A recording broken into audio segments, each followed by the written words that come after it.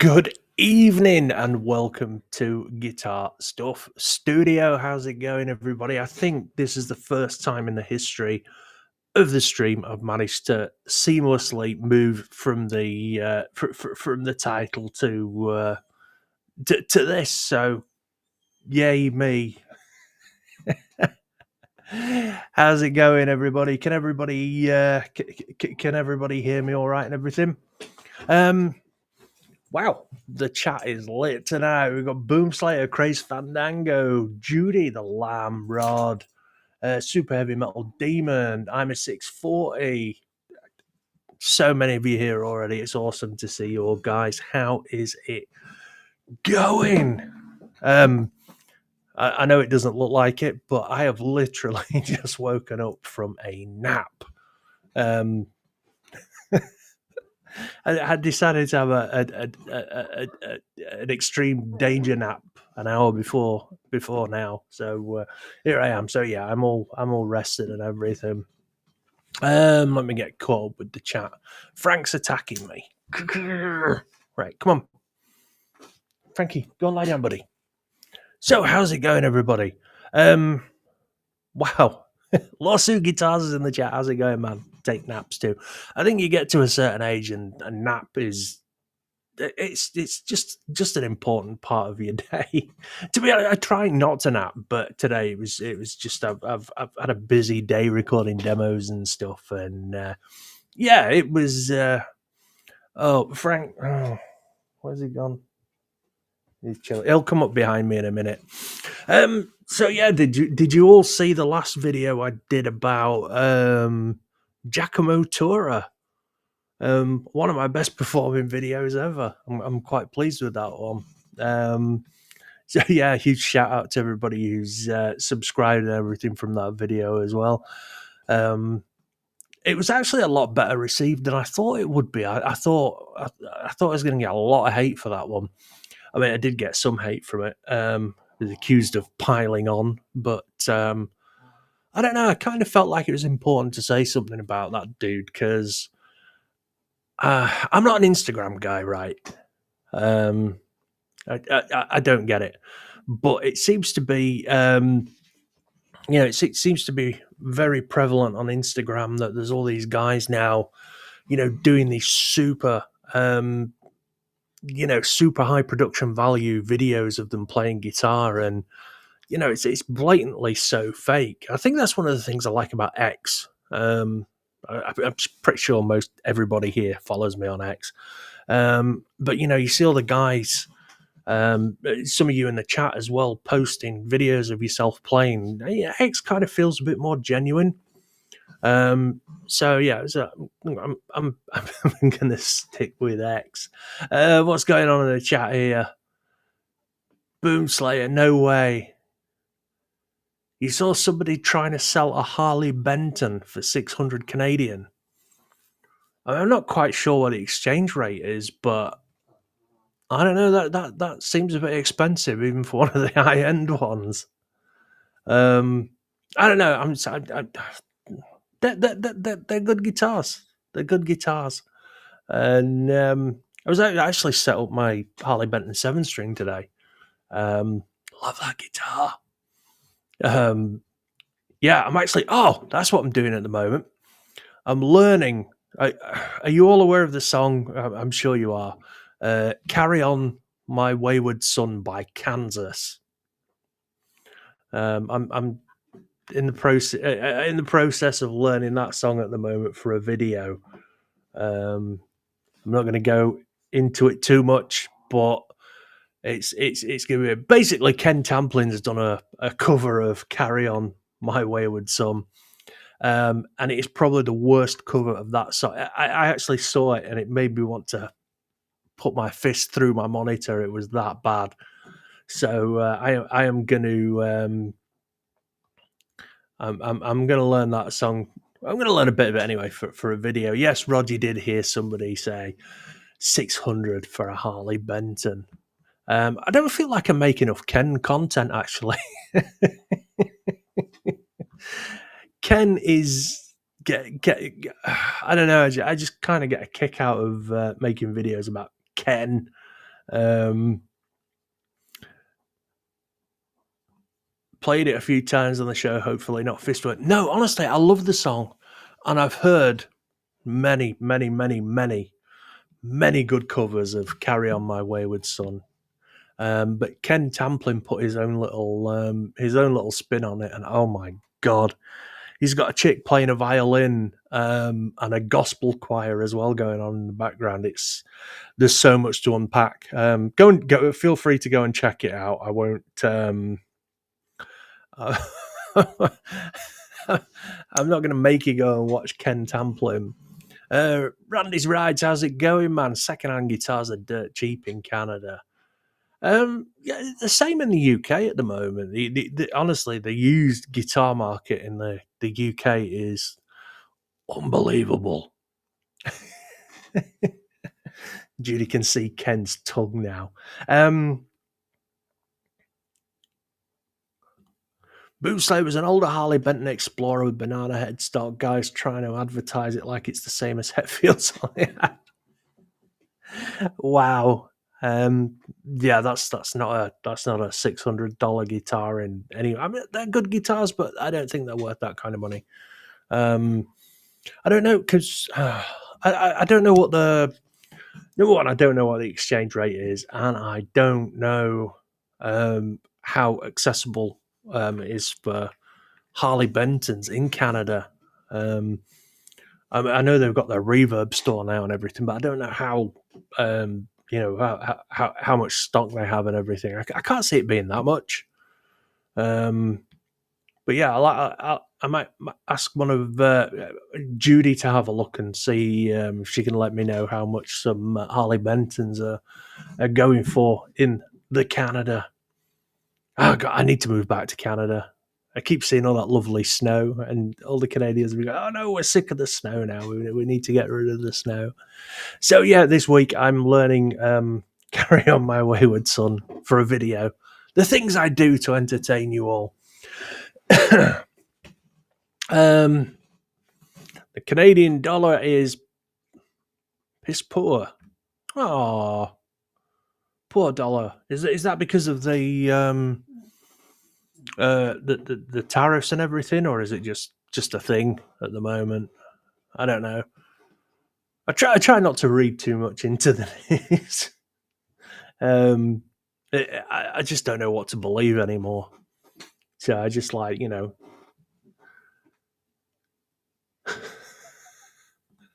Sam's in the chat. If my parrot keeps squawking secrets to the Navy, can I be tried for treason by my own bird? No, you can't.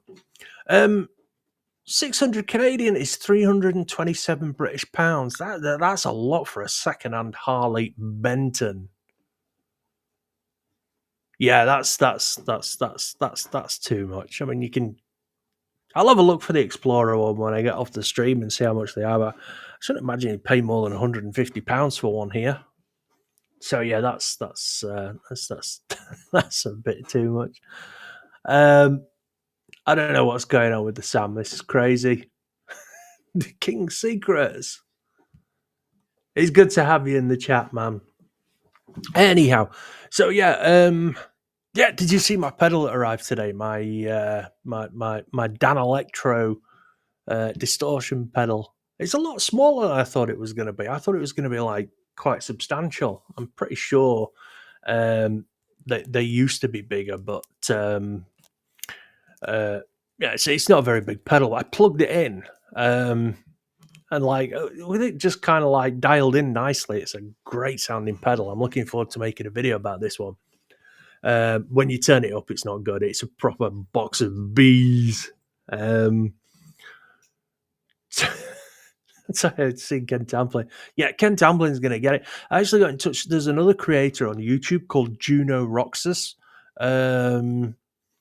Juno makes quite a few videos about Ken Tamplin, along with Mark Ajax and the Aussie Outlaw.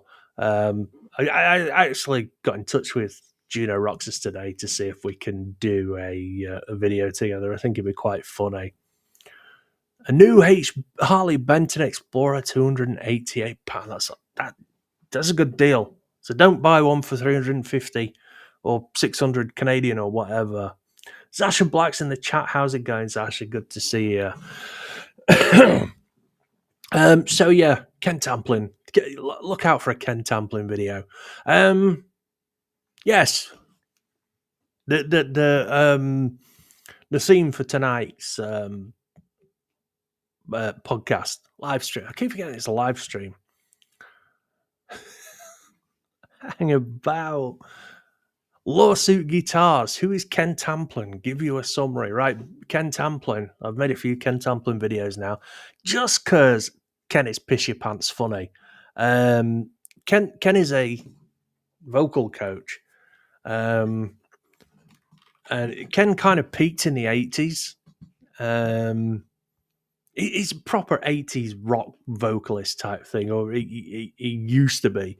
And Phil from the Wings of Pegasus channel made a video about him miming, and then what Ken did was Ken made a load of pretend accounts, pretending to be Ken fans, and started giving Phil shit, and it just turned into a whole thing. And anyway, Ken has just become a lol cow now. So yeah, if you want a good laugh, go and watch Ken Tamplin. He's a hero. He's a legend, Ken Tamplin, in his own head. That's the best way I can describe him. But yeah, that is his version of Kansas.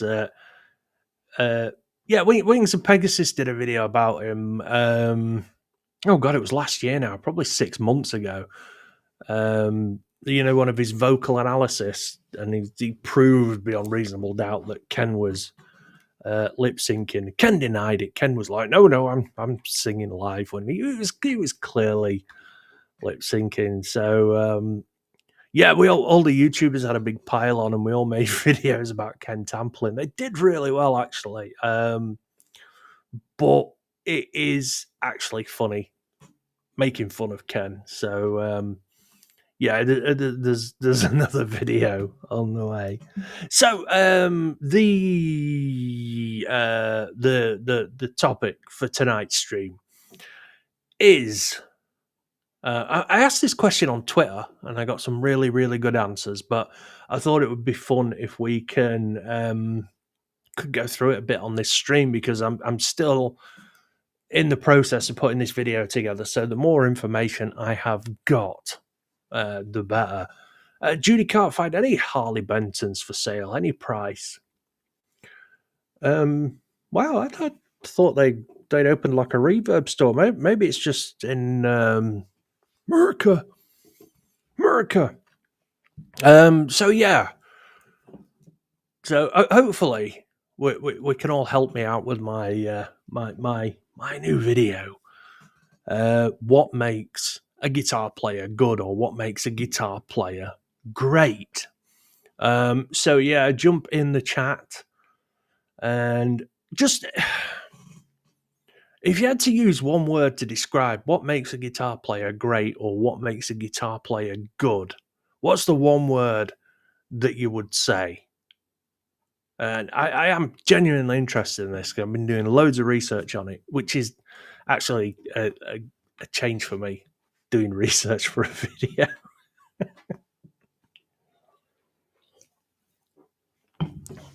Quite a few Harley Bentons on eBay. Is that in the UK, or is that in Canada? Right, so first one, Randy's right. Melody.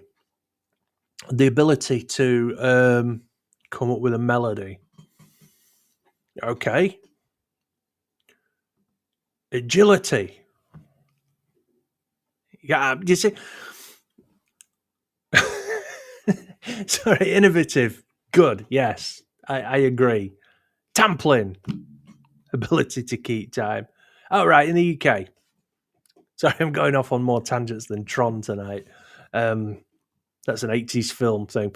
Yeah, melody, agility, and innovative. They're good things. But then, would you have said... I mean, can we all agree that... can we all agree that Stevie Ray Vaughan is a good guitar player? Well, what was, R.I.P. I mean, I wouldn't have called Stevie Ray Vaughan innovative. Ability to keep time. I think we could all do with that. Originality, phrasing, light touch, feeling. Yes, crazed fandango. I think one of the words when I did the I didn't really do a poll. I don't like doing polls on Twitter. I kind of feel like you're tying people down a bit too much if you do a poll. But tone, tone was a big one. A lot of people were saying tone. A lot of people were saying playing with feeling. I'm assuming this is about Stevie Ray Vaughan, yeah, in his own way. I don't know, because I mean, I'm not a blues guy. I don't dislike blues. I, just a minute, let me get rid of this banner because it's confusing me. Right, just just a sec. Can't concentrate on more than two things at once tonight. I don't know what's wrong with me. So people were saying and saying that the ability to express feeling to make the listener feel something. In which case, as soon as you start going down that road, it's very subjective. Because I mean, Randy's rides, some solos just match the song. Those are the ones that matter. Speed and agility and shredding all have their place. So I mean, it all depends whether you like that kind of thing. I mean, I like Ingy Steen Malmsteen, huge Ingy Steen fan. And everyone's like, oh, he's just a shredder. It's just fretboard shred wankery. And it is. But when I listen to Ingwe play something like Black Star or something, I'm like, oh yeah, that's fair. Even though he is playing like a gazillion notes. So, I mean, it is very subjective, which is why I'm interested in what, what everybody else is saying. The other thing, this is Judy. Actually, Judy, this is a really good point, and I am mentioning this in the video. They have to be nice because if they're an asshole, it doesn't matter how good they are. I'm not going to like them, and that is absolutely true, right, Judy? Because I mean, you said on Twitter as well that was weird or something. I disagree with you. I don't think that's weird because if a musician's a butthole, then you're not gonna enjoy it. I used to love Rage Against the Machine, and I used to think Tom Morello was a brilliant guitarist, and then he started opening his mouth, and now I just can't listen to Rage Against the Machine. Boom Slayer, Dave Murray from Iron Maiden, nothing crazy, but he's very fluid. I love Iron Maiden. I saw them so many times in the 80s. Yeah, Dave Murray is one of the very best. Yeah, I don't know. For me, the thing that always blows me away with Iron Maiden is Steve Harris's bass playing. I know he's a bassist, but God, that dude can play. Oh, Tom Dust's in the chat. How's it going, Tom? All the great players have a very distinct vibrato. Do you know what? I'm actually learning a lot about vibrato at the moment and how important it really is. I might actually do a video about vibrato because it really does make a huge difference to the way things sound. I mean, when I was making this video, one of the players that I kept going back to was Dave Gilmour. Now, whether you love Iron Maiden, not Iron Maiden, Dave Gilmour does not play for Iron Maiden. I should have gone to bed earlier. But yeah, Dave Gilmour, whether you like Pink Floyd or you don't like Pink Floyd or anything like that, I mean, Dave Gilmour is one of those guys that can play one note and just say so much with, one note. I know he's done to death and everything, but for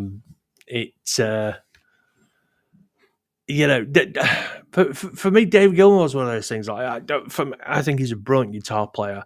I mean, I can play a lot of the Pink Floyd solos, pretty much note for note.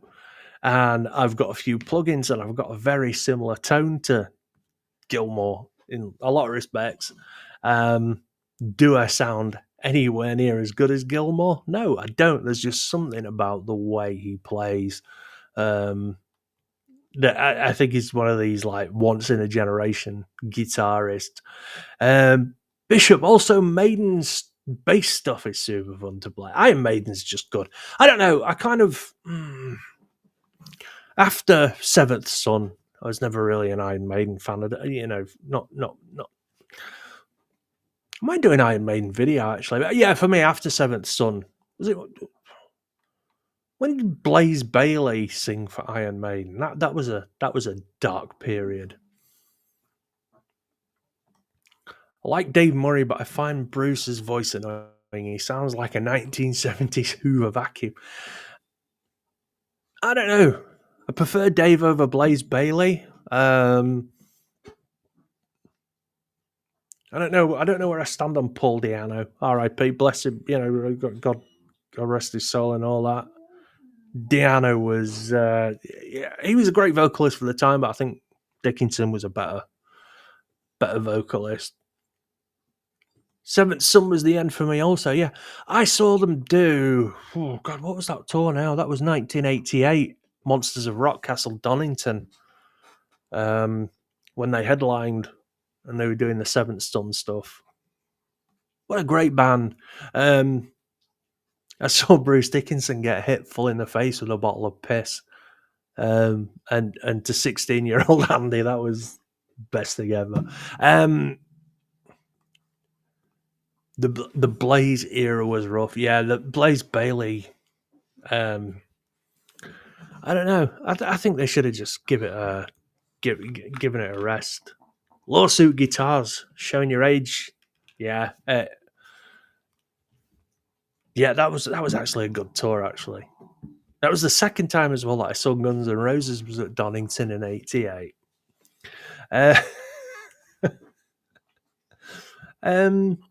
Sorry, I'm just catching up with the chat. We've just got on for like best guitarist to like turning it into an Iron Maiden straight. I'm all right with that, as long as we keep it pre Seventh Son. I don't know. I really liked. I think one of the most underrated albums for Iron Maiden is Somewhere in Time. I really liked that album. I think I got Somewhere in Time for my 15th birthday. It was Somewhere in Time before Seventh Son, wasn't it? Yes, Iron Maiden are still killing it. I don't know how they do it. I really don't, because I mean they're all like pushing 70 now or something, and they sound. Can we see Frank? Where is he? We doing, Frankie? Good boy. Yeah, he's sad. He's not on the stream tonight. But everyone seems to mention. Everyone seems to forget about. What's that other guy called in Maiden? The new guy.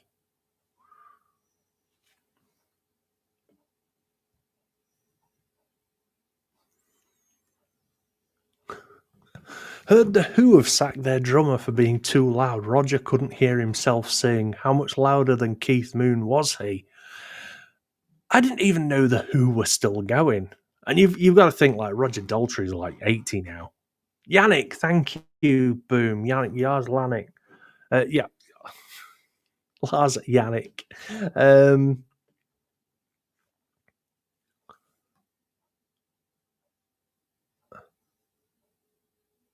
Janis Curse. I've long contended that Wasted Years might be the best heavy metal song ever. Bread fans in the chat, how's it going, man? I don't know. I think my favourite Maiden song, which is weird because I would have to pick, like everybody in the chat, favourite Iron Maiden song, go. I would struggle to pick between Phantom of the Opera and Rime of the Ancient Mariner, and Aces High, actually. They would be my three favorite Maiden songs. Oh, and Stranger in a Strange Land. That's four, but it's my stream, so I can be as greedy as I want. Judy, I want to know where Judy stands on Iron Maiden. Actually, got the Trooper, good song. Um, I don't know. I saw there's a dude with a guitar channel. He's a Canadian. I'm not going to mention his name, but I saw him doing a cover of the Trooper, and it kind of put me off the song because he's a dick. Aces High, good choice. Bishop, hallowed be thy name. I can't get over that note that he holds in that. The sands of time for me are running low. Well, yeah, hallowed be thy name. Yeah, okay, I'm going to have 5 songs. Women in uniform. Hey, sorry I'm late today. It's all right, Bread Fan, don't worry. Trooper for sure. Aces High or Hallowed. 22 Acacia Avenue. That didn't age well, actually. I don't think you get away with that these days. The Trooper seems to be seems to be out in front. 2 minutes to midnight. I love Be Thy Name is just killer. Yay, Judy! I need Judy to come through for me. I like Iron Maiden, Phantom of the Opera. Such a good song. Fear of the Dark, Ash Black, good choice. Oh, Flight of Icarus, Remy, good choice. I forgot about Flight of Icarus. Can I have Flight of Icarus as well? That's 6 now. Grace Fandango is anything pre-Hoover. I'm assuming. We mean Bruce Dickinson. Fear of the Duck. They got booed off stage in Ireland for playing the Trooper. Really? Is that kind of like a yeah? I they have so. Do you know what they are actually do have that many good? Judy, you downloaded the tab for Phantom. Fair play to you. That is a tricky one to play. I look forward to seeing that one, Judy. I'm still learning Eugene's trick bag at the moment. And it's actually baking my noodle now. I just can't get the speed. Yeah, the crowd didn't take kindly when he started waving the Union Jack. Yeah, that's fair enough. Yeah, I mean, for those of you in the chat who don't know, there's still a bit of animosity between certain aspects of English culture and yeah, the good folks of Ireland.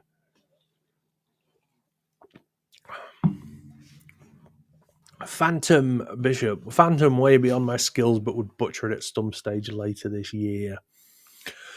I'm trying to remember how far. Yeah, actually, I saw a guy. I can't remember his name. I think he's a bassist, and he was doing a analysis of the bass part of Phantom of the Opera.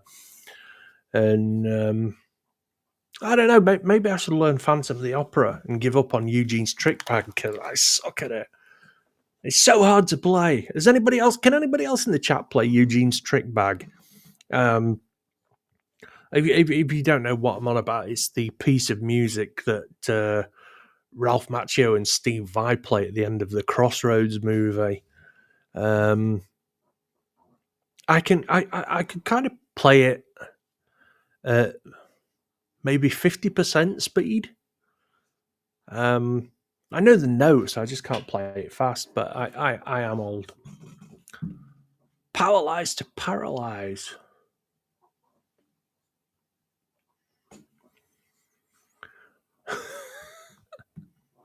Mostly to memorize the song, Bishop. Could barely remember what you had for breakfast, let alone a 7-minute track. So you can play, yeah. So S. Ferguson, you can play Eugene's trick bag, but not to speed. Yeah, I can play it, but not fast.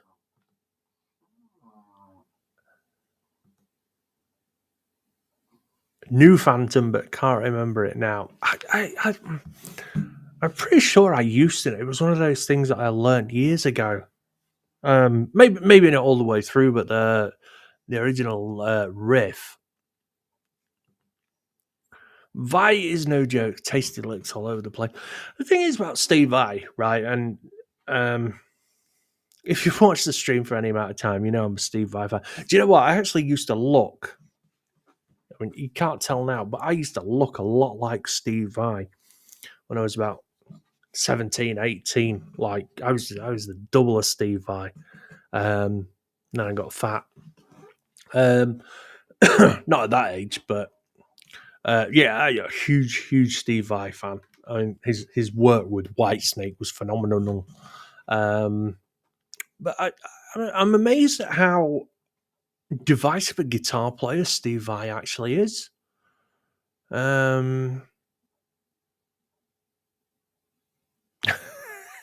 Used to be able to play Phantom, but not sure the fingers are up to it now. Playing Maiden is going to the gym. I'm kind of like sitting here thinking now. I don't know. Maybe it's just me being an asshole, but I think with a couple of weeks, I could probably learn Phantom of the Opera. I don't know. Adrian Vandenberg was.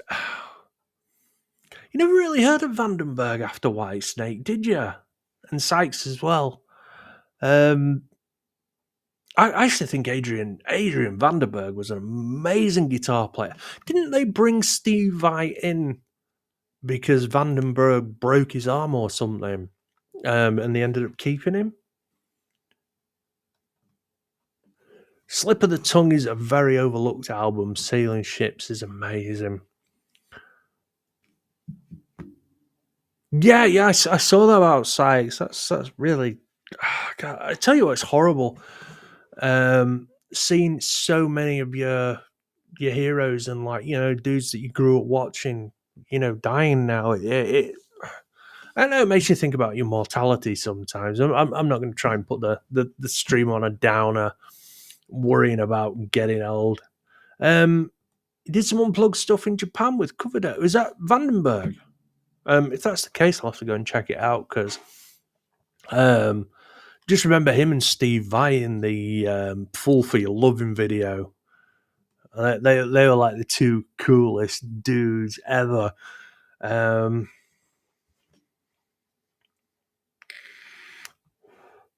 Almost have the Domination solo down. Only took 2 years, lol. Yeah, I don't know. I think I might give up on Eugene's Trick Bag and concentrate on something else. I'm feeling like after I have learnt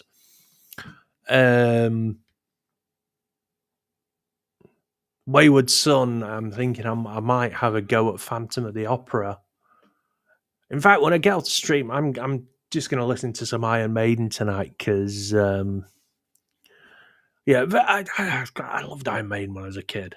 Iron Maiden and Anthrax were two of my favourite bands.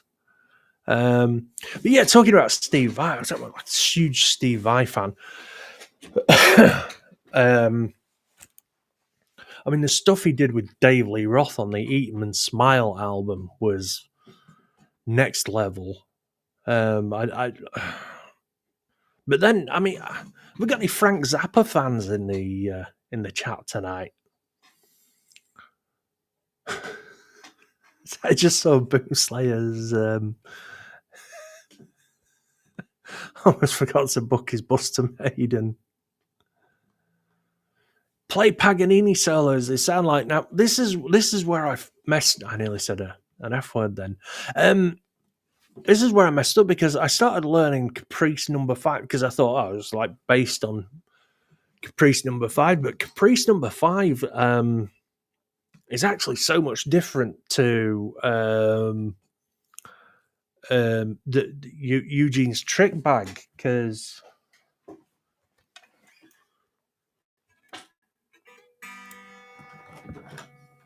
I'm unplugged here, so you'll have to forgive me. I don't think you can hear this, but on the Eugene strip bag, it's there.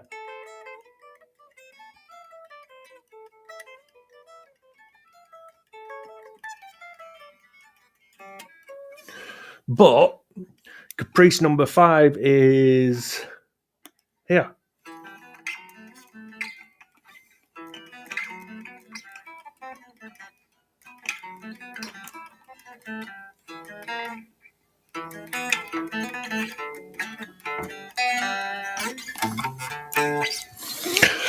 So yeah, that it is based on it, but it's too.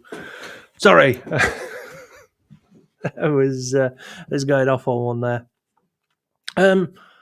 Yeah, so I messed up. So because I learnt Caprice number 5 before I learnt Eugene strip bag, and now I confused the two. So yeah, I might give that a rest. And after I finish learning Wayward Son, I'm going to learn Phantom of the Opera, definitely. Right, where are we with the chat? Oh, that's the other thing. Right, do you remember the other week I was talking about the MXR Rockman pedal? That was a whole thing, and I really want to. Sue Heavy Metal Demons being sarcastic. That was great. No, it wasn't great. It was my tism just kicked in.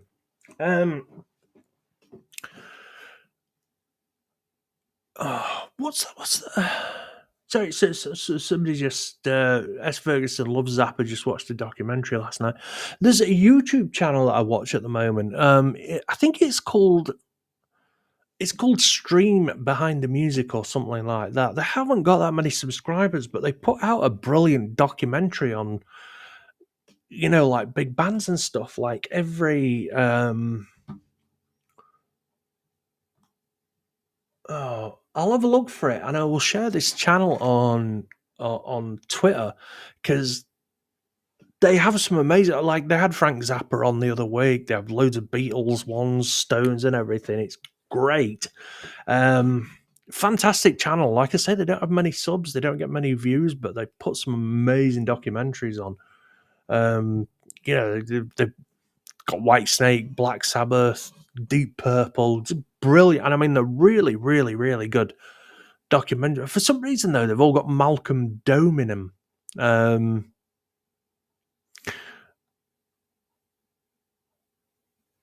Sorry. Malcolm Dome was the one of the editors for Kerrang. I think Malcolm Dome's passed away now. That's pretty sad. Remy started learning some damn good on 12 string from the Skyscraper album. Skyscraper album was all right, but it wasn't as good as Eat 'Em and Smile. That was It Might Get Loud is great, bar Edge. You see, now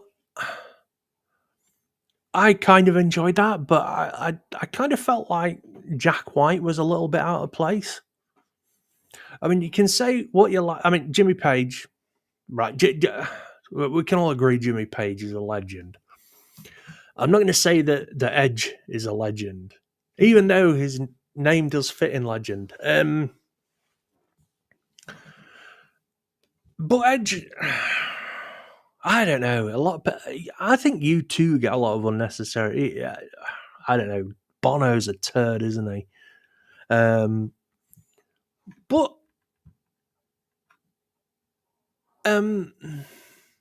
yeah, U2 back in the day, like back in the 80s, they were pretty. I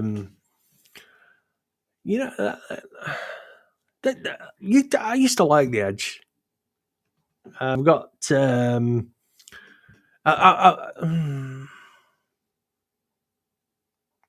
right, Power Lies to Paralyze.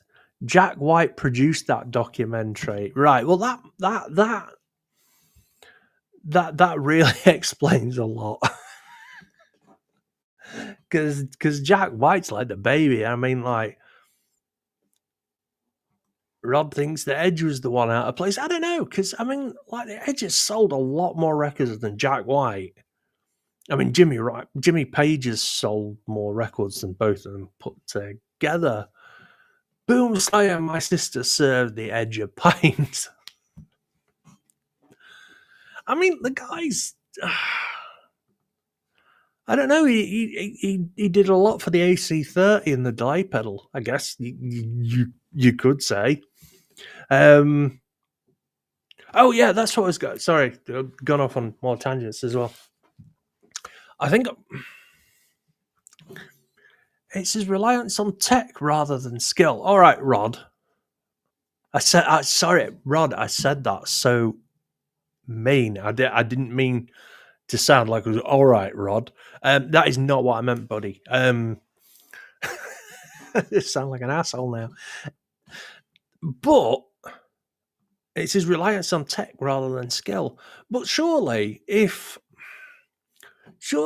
that's a good thing because I mean, I'm not a great guitar player, and I kind of rely on a lot of cheating and tech and stuff to sound okay.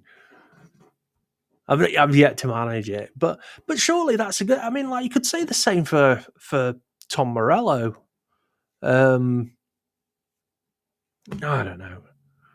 I dislike Tom Morello more than I dislike the Edge. Oh, I've got no beef with the Edge.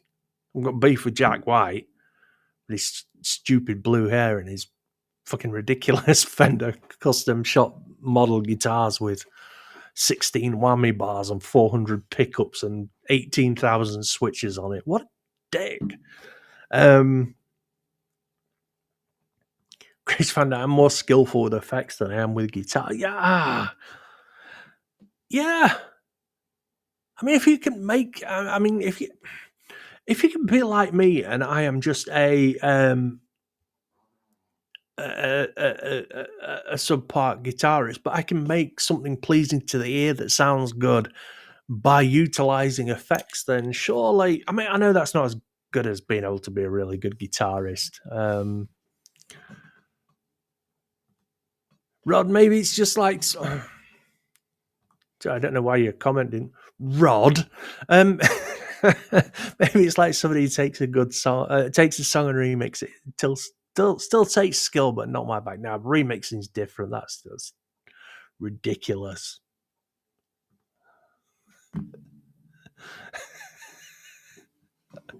Tell us how you really feel about Jack White now, holding him back. I never had any beef with Jack White until he started. Because I mean, some of the early White Stripe stuff I really liked. Fell in love with a girl and Seven Nation Army. That was that album called Elephant. That was a great album, but I mean, he's not a rock star. I mean, I feel like Meg was more talented than Jack. Whatever happened to Meg White? Super heavy metal diva, and I use presets too much. You can't use presets too much. I love a good preset. At the moment, Rod's not a fan of the White Stripes. Me either, buddy. Me either. But yeah, a little while ago, I was going on about the MXR Rockman pedal, and I was like, "This sounds amazing," because I you know I was an '80s kid. I loved Def Leppard as much as everybody. You know the Hysteria album was huge, and it was a guitar song that people wanted to sound like. The MXR Rockman is the sound of the Hysteria. I don't know what happened to Meg. I still like Meg. I thought she was well cool. Why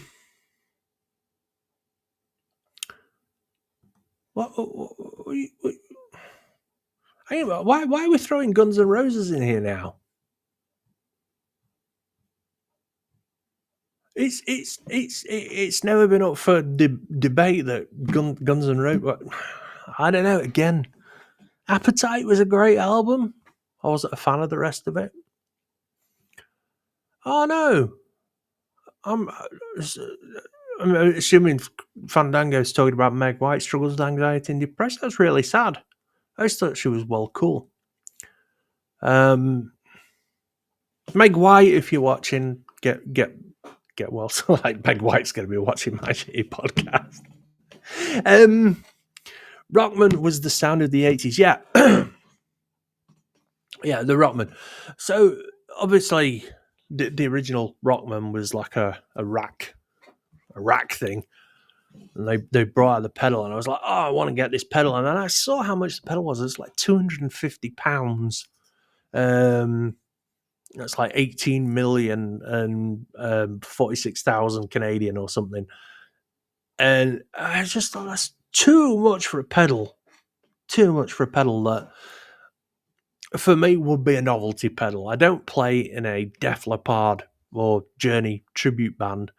And, it would be me buying a Rockman just to make a video out of it and play a couple of Def Leppard licks, and then I'd probably go back on eBay. It's a lot of money. So I decided to see if I could recreate the sound of the Rockman for under $50. And I did it today. I have actually recreated the sound of the Rockman for under $50. There's going to be a video coming up on that soon. So that's something to look forward to. Talking of pedals, waiting for somebody to do a review of the Chase Bliss AM pedal. Can't find one anywhere. Chase Bliss AM pedal. I don't know what that one is. 1 minute.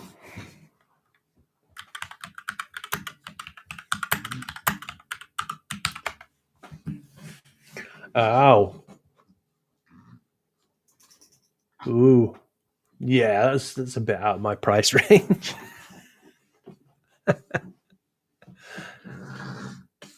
Definitely out of my price range.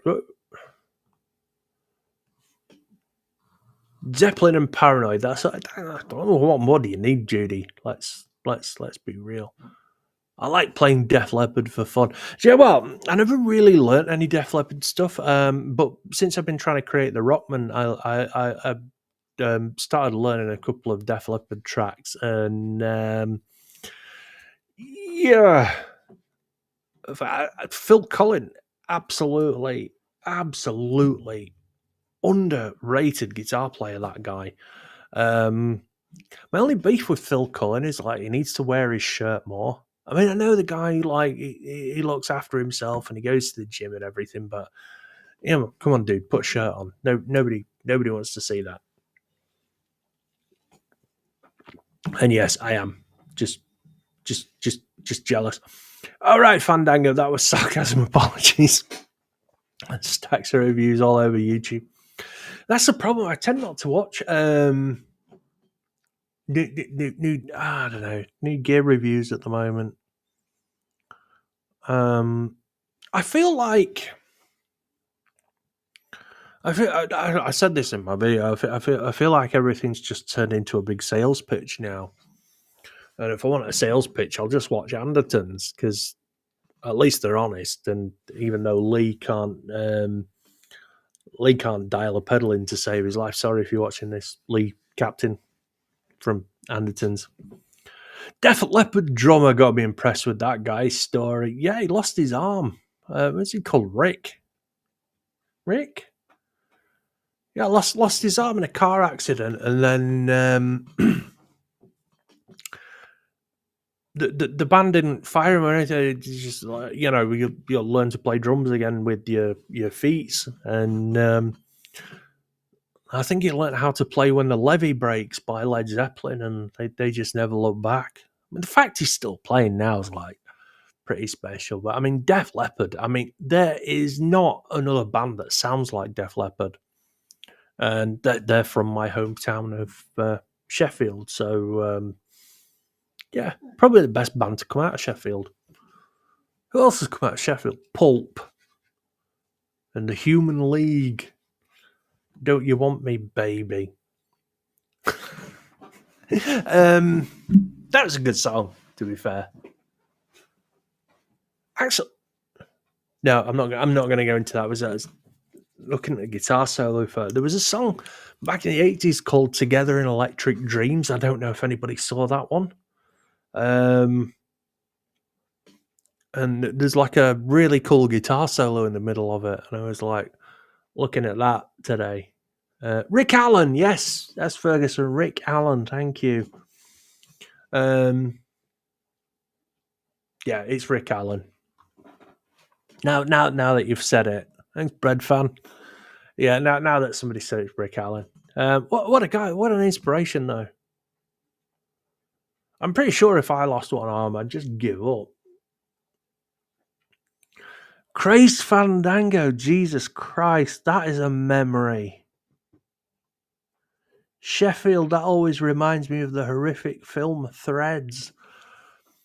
For those people who don't know, basically in the early 80s, when the Cold War was still going strong and everybody thought that the world was going to get atomic blown up, they did a film about Sheffield getting blown up by nuclear bombs. It was fucking scary ass. I was a kid then. I was like 12 or something. It was terrifying. I can't believe we're not talking about Vivian Campbell. Weren't we talking about Vivian Campbell? Oh no, we were talking about Adrian Vandenberg. So, do you know what? You've actually given me an idea, Bread Fan. You've given me an idea. We're going to talk about amazing guitarists of the 80s next week. That's what we're doing next week. We're going to talk about guitarists of the 80s, and I'm not going to go off on any more tangents or anything next week. We're just going to talk about 80s guitarists next week. So you need to you need to tune in for that one. That'll be a fun stream, actually. Bread Fan's up for that. Yeah, we'll do 80s guitarists next week. Right. Well, listen, guys, it's been a fun hour. I need to get Frank sorted. Here's Frankie. Are you coming over, Frank? You gonna come and say hello? Just a minute, I'll get Frank. Come on, Bubs. Oh, yeah. Frankie's making an appearance. Here we go.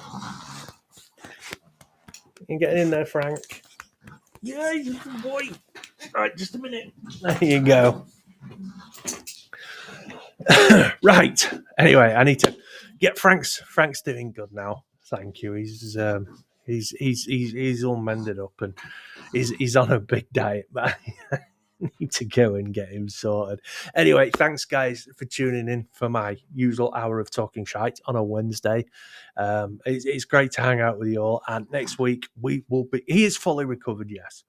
We will be doing the 80s guitar heroes next week. So thanks again, guys. And a couple of new videos coming out this week. So keep your eye out for them. And I will see you soon. Thanks, everyone. Take it easy and peace out.